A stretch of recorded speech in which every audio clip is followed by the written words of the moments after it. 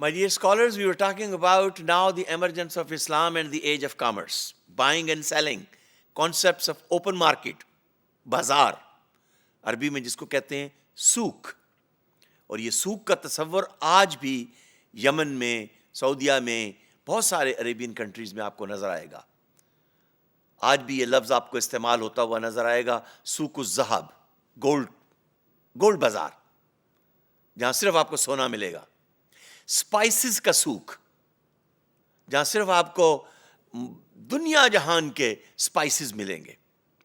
और ख़ास तौर पर अगर आप कभी जाने का मौका मिले यमन में, तो वहाँ आप देखेंगे कि ओल्ड फैशन बिल्डिंग्स आज भी आपको सेक्टर वाइज नज़र आएंगी, कि जहाँ पर एक सूक में, एक मार्केट में सोना बिक रहा है, दूसरी मार्केट में स्पाइसेस बिक रही हैं, तीसरी मार्केट में एग्रीकल्चर प्रोड्यूस बिक रही है, चौथी मार्केट में सिल्क, टेक्सटाइल और वूल बिक रही है. That's how the human consumption item were being sold.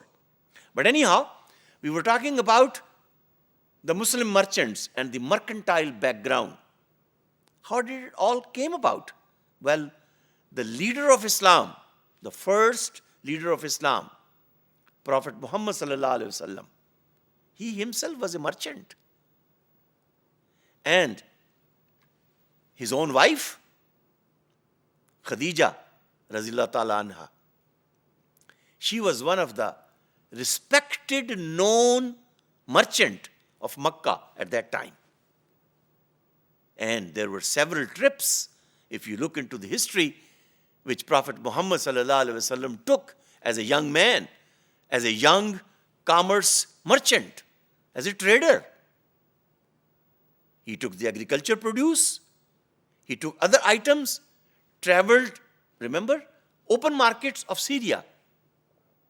That's where the people, the consumers. अच्छा, उस जमाने का ट्रेंड यही था.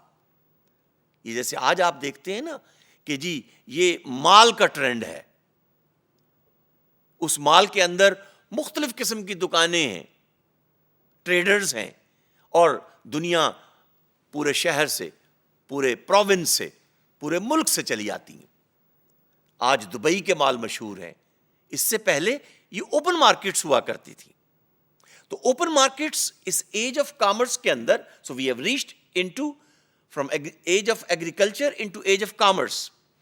इस age of 7th century onward, you will find the first Islamic state was in action. It was effecting the management principles and the management thought, and new thoughts were coming up. The element of trust, the element of transparency in trading, the element of honesty in trading, the element of commitment with consumer. ये वो चंद elements हैं जो आपको even first merchant of Islam prophet Muhammad सल्लल्लाहु अलैहि वसल्लम में भी नजर आएंगे. ये attributes, what to speak of leadership, what to speak of strategy, all you will find it there. So coming back to the first merchant and the prophet of Islam, Prophet Muhammad sallallahu alaihi wasallam, he was the tribe of Quraysh. And Quraysh was known, all the people of Quraysh, they were known for their mercantile background. And Khadija, Razillah ta'ala anha, as one of the best known and respectively known and a wealthy merchant of Makkah. She was giving whatever produce, whatever items were required of the market for buying and selling, and naturally things were going from Arabia into other parts of the world.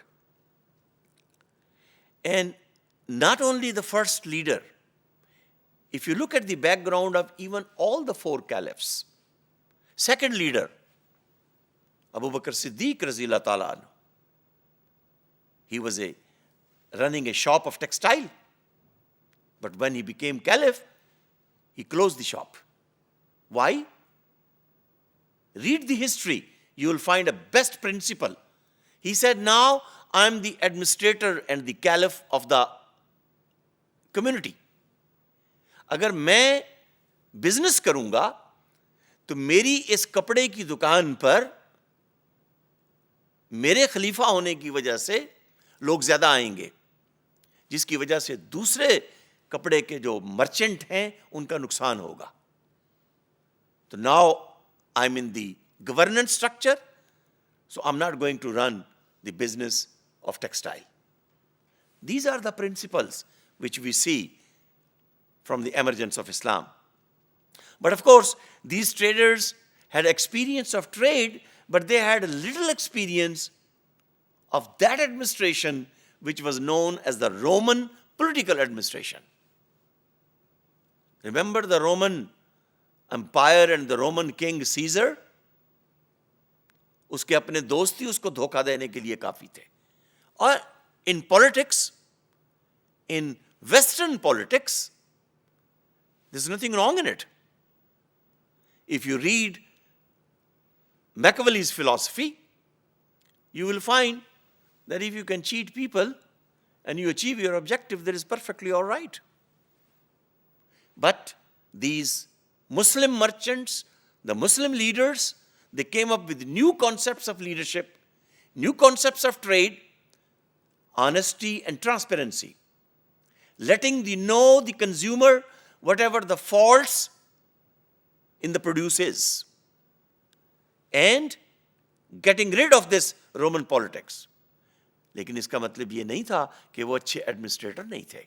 नहीं, politics वहां पर भी मौजूद थी, strategy वहां पर भी मौजूद थी, लीडरशिप वहां पर भी मौजूद थी, but it had its own attributes, its own character, its own flavor of Islamic values, character of ethical values. Business with morality, with honesty, with transparency, telling the truth. These became norms of that society of 700 onwards. And it has its own imprints on the management thoughts even today. Thank you, and thank you very much.